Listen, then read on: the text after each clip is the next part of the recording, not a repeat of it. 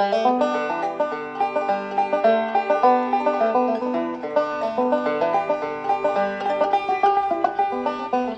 is one of the yellow-bellied sapsuckers that we spent 2 weeks over the course of the summer working on this tree right next to our campsite. This is the male. You can tell from its red throat and red patch on its head.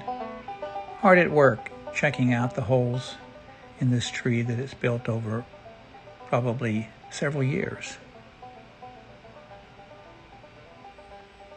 And here is a juvenile sapsucker, keeping an eye out for predators while he feeds on the insects from this tree and chips away. And this is likely another juvenile, a male from the red patch, but not fully grown yet, working hard. Look at those talons on its feet.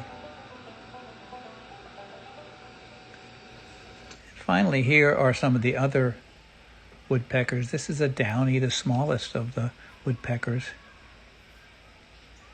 that visited this American elm.